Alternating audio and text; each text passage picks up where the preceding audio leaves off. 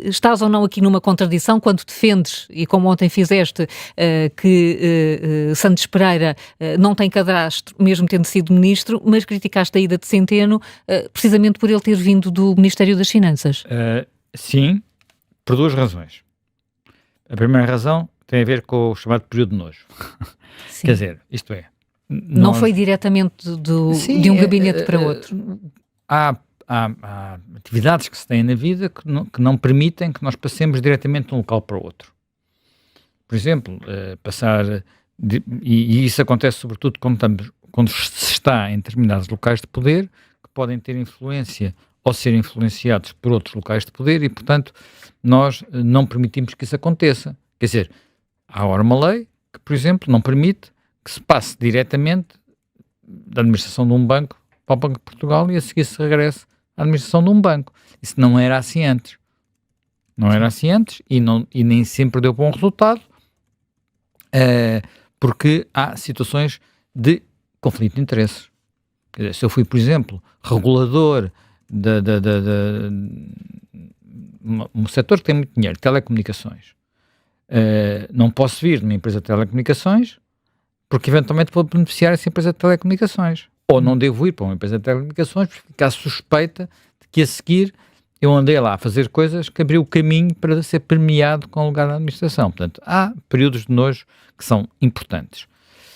Períodos de nojo superiores a 12 anos já me parecem complicados, que é o caso de Santos Pereira. Bem, e depois, quer dizer, agora, o caso de Centeno era bastante diferente, porque estávamos a falar não apenas da passagem direta, se não foi direta, foi praticamente direta, do governo para governador do Banco de Portugal, um lugar que de alguma forma tem relação com o governo, porque dá pareceres, dá opiniões, faz estudos, não governa, o Banco de Portugal não governa, muitas vezes tem que colaborar ou fazer barreira, e houve momentos de tensão entre governadores e governos, sobretudo quando se mantinha no governo digamos, a pessoa que o tinha levado para lá, o primeiro-ministro, não é? Nem sequer tinha havido mudança de primeiro-ministro, era o mesmo primeiro-ministro, o próprio ministro tinha sido um seu secretário de Estado, portanto, era uma situação que não era saudável, e não foi saudável, e o momento culminante disso foi o momento em que se pensou que ele podia ser primeiro-ministro, e ele aparentemente disponibilizou-se e não o desmentiu de forma categórica, como se percebeu por uma entrevista ao Financial Times. Portanto, e isso não é bom, porque isso inquina todas as relações, sejam com quem for, e portanto ficamos sempre na dúvida, independentemente da competência técnica ou não competência técnica que se tenha, ou das capacidades. Quer dizer, nem tudo tem que ser competência técnica, atenção. Também é uma coisa importante, quer dizer, há pessoas às vezes que são tecnicamente maravilhosos e depois, por outras questões, não exercem os cargos como se espera. Nós talvez, sei lá, olha, vou dar um caso que tem muito pouco a ver com isto. Há excelentes professores que não são excelentes cientistas e excelentes cientistas que são péssimos, que foram ou são péssimos professores porque não são sequer capazes de explicar a sua ciência. Portanto, só para dar exemplos concretos. Bem, nós na história do Banco de Portugal havia uma tradição, que eu não acho que seja uma boa tradição, em que de facto quase que se circulava de um lado para o outro, quase automaticamente. Repara, eu tive o primeiro governador do Banco de Portugal, século XIX, foi Ministro da Fazenda, em que era, na altura se chamava os Ministros das Finanças. Das Finanças, um senhor chamado António Augusto Pereira de Miranda. Pronto, e depois vamos vendo a lista, é fácil encontrá-la, e vemos que isso, há até um caso que eu não consegui tirar completamente a limpo, de uma pessoa notabilíssima que durante o período em que foi governador do Banco de Portugal passou por um governo. Sim. Entrou e saiu, o José Silva Lopes. Sim. Que é notabilíssima, uma pessoa notabilíssima. Mas acumulou? Não pode ter acumulado, deve ter saído e voltado outra vez, não é? Sim. Portanto, que ela é governadora entre 75 e 80, e ministro das Finanças em 78. 78 foram governos muito curtos, portanto foi aquele período em que houve governos muito curtos por causa digamos, instabilidade do primeiro ciclo constitucional, que só durou 3 anos e teve 5 governos. Portanto, foi um período que é muito especial da nossa democracia. Portanto, temos outras pessoas que eram claramente políticos, até um deles que foi 2 vezes governador, Vítor Constâncio, que foi governador primeiro entre 85 e 86. Repara, é um período... 85, 86? Não. Exatamente, 85, 86, Isso é um ano. 85, 86, e depois foi governador a partir de 2000 até 2010. Certo. Portanto, é 2 vezes. E entre 85 e 86, ele já tinha sido Ministro das Finanças antes. Portanto, coincide aqui com penso que sai de governador do Banco de Portugal para ser líder do Partido Socialista, diretamente. Portanto, é uma situação também particular. O Banco de Portugal, na altura, atenção, tinha um perfil e responsabilidades diferentes. O próprio Banco de Portugal, durante muito tempo, eu não sei exatamente quando é que ele começou a ser o banco emissor e o banco central, no sentido que lidamos hoje, mas o Banco de Portugal começou por ser um banco como os outros, não é? Quer dizer, boa parte disso decorre do escândalo Alves Reis, não é? Quando se percebe como não havia propriamente controle sobre a questão das emissões de dinheiro e tudo isso, acaba a tornar-se o Banco de Portugal a olhar para ele de outro modo, não é? E depois tem muito a ver com Salazar, não é? De facto, o Banco de Portugal, o nome é o mesmo, mas o banco é completamente diferente, porque no início também temos de perceber que todo mundo emitia moeda, papel moeda, até podia haver casas comerciais em Lisboa a emitir notas. Sim, claro. Sim. Era um mundo diferente. Não é só em Portugal. Era assim que era habitual. Era assim que era habitual. E nós, se calhar, estamos a caminhar para uma era parecida com as criptomoedas.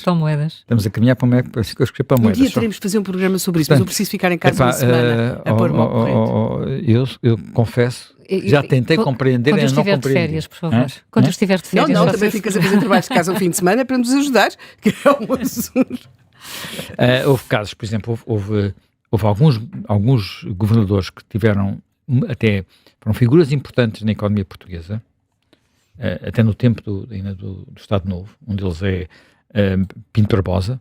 Pinto Barbosa é pai depois de dois professores de economia, de gêmeos, bastante conhecidos e que são também bastante importantes, mas António Manuel Pinto Barbosa foi 12 anos governador, foi Ministro das Finanças também durante um período largo, 10 anos, 10 anos, foi representante junto do Banco Mundial, junto do FMI, portanto era o economista, portanto, era uma figura muito relevante e está ligado ao período em que há uma transformação da economia portuguesa, que é o período que vai do final dos anos 50 até à nossa Revolução, portanto, quando de alguma forma Portugal começa a crescer finalmente. Bem, podia continuar a dar outros exemplos. Há um período de grande instabilidade à frente do banco, em que sucedem, curiosamente, 3 figuras ligadas ao PSD. Portanto, todos eles tinham sido ministros de governos do PSD, ou melhor, ministros ou secretários de Estado. Portanto, Tavares Moreira, Miguel Beleza, que saem compatibilizado com um ministro das Finanças, e António de Sousa. Pronto. E é um período importante também, porque é o período de adesão à moeda única. Estamos a começar a preparar-nos para a moeda única. E depois entramos, de facto, na era mais recente, que é 10 anos. Quer dizer, verdadeiramente na era em que há reconduções, como agora se diz, parece que é uma tradição. De facto, a tradição é uma tradição recente, primeiro com Constâncio e depois com Silva Costa, ou melhor, Carlos Costa. Carlos da Silva Costa. Sendo que, quer num caso, quer noutro, as circunstâncias também é preciso ter bem presentes. Eu creio que o maior pecado de Constâncio foram 2 pecados que ele cometeu. O primeiro ainda perdoável, o segundo penso que imperdoável, que tiveram a ver com pedidos que foram feitos pelos primeiros ministros para ele certificar contas públicas, por causa do déficit, quando a gente começou a falar do déficit. O primeiro é perdoável, porque apesar de tudo, quem lhe pediu foi Durão Barroso e era um déficit passado. O segundo é mais complicado, porque estamos a falar de um déficit futuro. portanto, aquilo que poderia ser o déficit do orçamento que estava aprovado na época, que era um orçamento, quer dizer, no fundo, ele fez isso para justificar medidas de austeridade, ou melhor, medidas de rigor ou austeridade, como quiseres, que é o arranque do governo de Sócrates. Depois a seguir porque os primeiros anos do governo de Sócrates ainda são de tentativa de controlar as contas públicas. O fim é que aquilo perde completamente as estribeiras. Mas, portanto, terá martelado números. Não é um problema de martelar números. Eu penso que no primeiro caso não há números martelados. Vocês não vão muito usar sério. o verbo martelar assim. Tenho a dizer-vos que o Presidente da República fez um telefonema para o Camilo Lourenço, que tem aquele programa da Cor do Dinheiro, porque o Camilo terá dito que os partidos tinham dito, e vários partidos, que o Presidente tinha dito que os números da AIMA eram martelados. Sim, temos um artigo no Observador com essa depois, não sei se o Presidente também ligou para o Observador, mas a verdade é que terá ligado a dizer que não disse, o que é um grande mistério, porque como é que os partidos dizem que ele martelou, vários partidos, que certamente não andam, não sei, pronto, não estou cá, e que não martelou. E, portanto, vocês vão usar outro verbo qualquer, mas não usam o verbo martelar. Martelar. Pronto. Está bem? Podem parafusar. Sim, Sei lá, que é uma coisa bonita. A parafuso é um daqueles cantinhos o caso seguinte é um caso mais difícil de... O caso seguinte é complicado, porque um caso é verificar. Estas contas foram apresentadas, estão ou não estão certas. Pronto. Outra coisa é dizer assim, com este orçamento, vamos chegar aqui ou não vamos chegar aqui, sabendo nós que os orçamentos têm depois muitas variáveis. Cativações, nível de crescimento económico, há muita coisa que influencia, portanto é uma previsão. Sim. E as previsões são mais falíveis. Depois houve muitas outras controvérsias. Carlos Costa é reconduzido numa altura crítica, e repara, Carlos Costa é uma figura que eu diria que muitas independente mesmo, quer dizer, independente, é uma figura que trabalhou com figuras mais à direita e trabalhou com figuras mais à esquerda. Ele era amigo do Ministro das Finanças da altura, Teixeira dos Santos, ou melhor, conhecido, tinham sido colegas e tinha tido uma carreira na banca importante. Podia-se dizer, era mais próximo do PSD porque tinha sido chefe de gabinete de Durão Barroso em Bruxelas. Penso que esse é o cargo que ele ocupou. Quer dizer, não é bem propriamente um cargo político, ele tinha estado muitos anos a trabalhar em Bruxelas antes de Durão Barroso lá chegar, portanto era alguém que tinha experiência. Eu conheço pessoas que trabalharam no gabinete de Durão Barroso, olha, um antigo colega de liceu, e que não posso de forma nenhuma dizer que são próximas do PSD, nem sei se são, não faço a mais pequena ideia mesmo, e não creio que isso possa ser dito, ou sequer assumido, ou que eu tenha qualquer suspeita.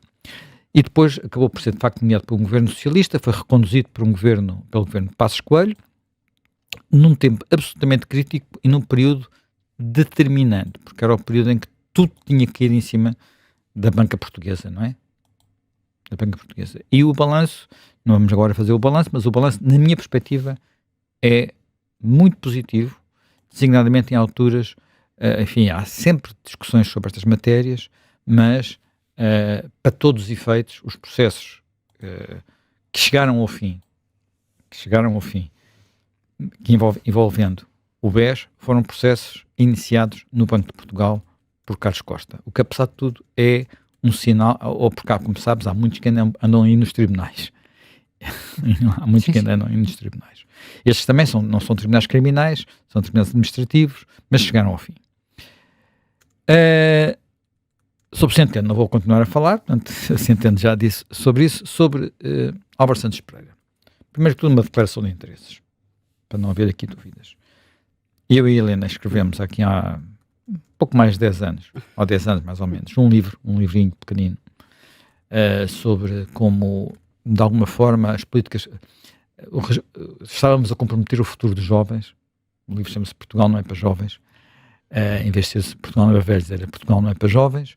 E quem fez a apresentação do livro, nosso convite, em Lisboa, foi o Álvaro Santos Pereira. Álvaro Santos Pereira, portanto, só para as pessoas não ficarem com dúvidas, que, enfim, eu não o conheço bem pessoalmente, não estive muitas vezes pessoalmente com ele. Além dessa vez, recordo-me bem mais uma ou duas vezes, e portanto, olha, e uma das vezes, até já contei aqui, cruzei-me com ele no aeroporto de Lisboa, Antes da final do Euro 2016, portanto, acho que foi a última vez que o vi ao vivo, portanto, circunstâncias muito, muito particulares. Bem, dito isto, eu creio que ele tem indiscutivelmente um percurso na OCDE que é um percurso bastante meritório. Não se chega a economista-chefe da OCDE por concursos internos, portanto ele não entrou por nomeação política para aqueles lugares. Nós temos outras figuras, curiosamente antigos ministros portugueses que também fizeram percursos destes em organismos internacionais com muito mérito, e alguns deles eu posso achar melhor ou piores no que respeita às suas ideias, mas não estou a avaliar isso, estou a avaliar apenas o mérito profissional de quem faz carreiras sem ser dependente de nomeação política. Por exemplo, o antigo ministro do Ambiente, Moreira da Silva, tem uma carreira internacional que já tinha antes de ser ministro e que voltou a ter depois de ser ministro, o que não é fácil. É agora nas Nações Unidas e, portanto, chegou a um lugar de topo mesmo. O próprio Vítor Gaspar no FMI, portanto, são lugares que não dependem do governo português. Aliás, se dependesse do governo português, Álvaro Santos Pereira não seria economista-chefe, porque o anterior governo português não gostava dele por causa de um relatório em que se incluía o tema da corrupção e Portugal não saía particularmente, como nós sabemos, não é? E estamos sempre a falar disso, e não é o único organismo internacional que nos tem feito reparos ou críticas, ou mesmo críticas duras sobre temas que têm a ver com a corrupção, com a legislação, com a forma como enquadramos isso. Há outros organismos, nomeadamente um organismo criado precisamente para tratar da questão da corrupção, que diz que nós ficamos sempre aquém daquilo que devíamos fazer. Portanto, termos alguém no Banco de Portugal preocupado com o tema da corrupção, e é uma obsessão dele, ele tem tido nas suas intervenções públicas basicamente duas obsessões. E eu devo dizer que subscrevo ambas. E diria que ambas nos fazem muita falta. Não sei se ele no Banco de Portugal vai ter influência, quer numa, quer noutra, porque não é a área de especialidade. A primeira é a corrupção. De facto, ele sempre falou disto antes de ser ministro pela primeira vez. Ele estava no Canadá, lá longe, do outro lado, em Vancouver, tinha um blog, ele era muito ativo na blogosfera, no tempo da blogosfera, tinha um blog que ele lia com bastante regularidade, chamado Desmitos, e era um tema muito presente. Repara, estamos a falar de um tempo em que o primeiro-ministro era José Sócrates. Pronto. Acho que não é preciso dizer mais nada. Mas depois as coisas continuaram, e houve muita coisa que não foi feita, e hoje sabemos que continuou a não ser feita. Ainda ontem, porventura, se terá dado mais um passo para alguma coisa ser feita, porque houve a nomeação do novo responsável pela Autoridade de Combate à Corrupção, com a criação de novas estruturas que permitam que essa entidade seja mais operativa. Falou-se pouco disso, porque só se falou de Álvaro Santos Pereira, mas também aconteceu isso ontem. E o outro tema que é uma opção dele, era a opção antes de ele ir para o governo, foi a opção enquanto ele esteve no governo não conseguiu levar por diante muitas das suas ideias, saiu até um bocado zangado, em parte por causa disso, e que tem a ver com as reformas que Portugal precisa fazer. Portanto, reformas na área designadamente, olha, algumas também foram anunciadas ontem na área da legislação do trabalho, portanto, desse enquadramento.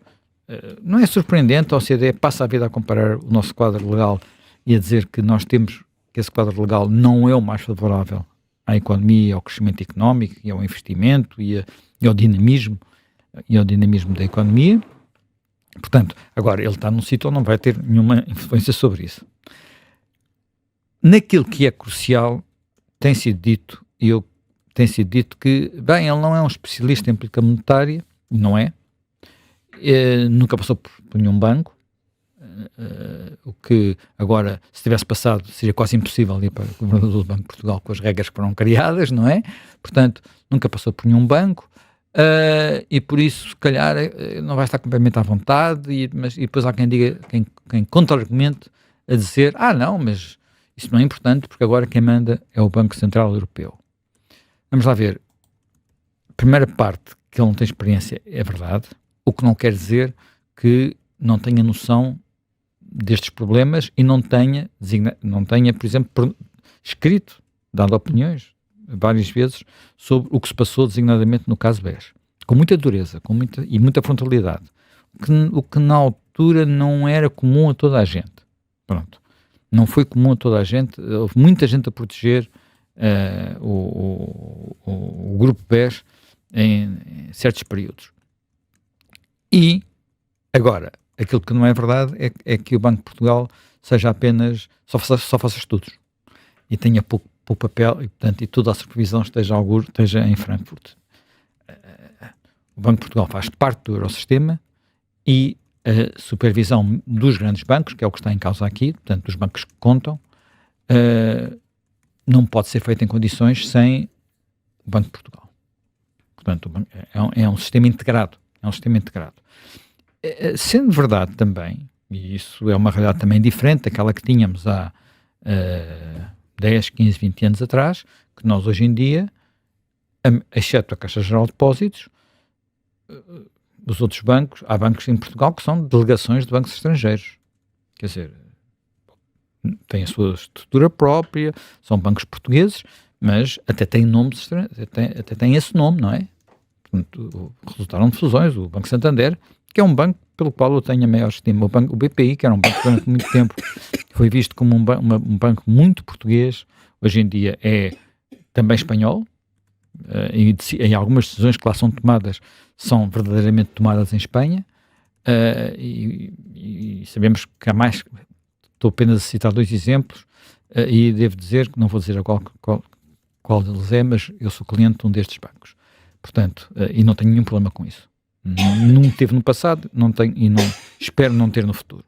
Portanto, o quadro é diferente, é um quadro que continua a ser muito importante, e eu creio que aqui vai haver um desafio novo que se está a começar, e é aquele que falaste há pouco, e sobre o qual eu confesso não sou capaz de sequer perceber, não é ter opinião, é perceber, que é o tema das criptomoedas.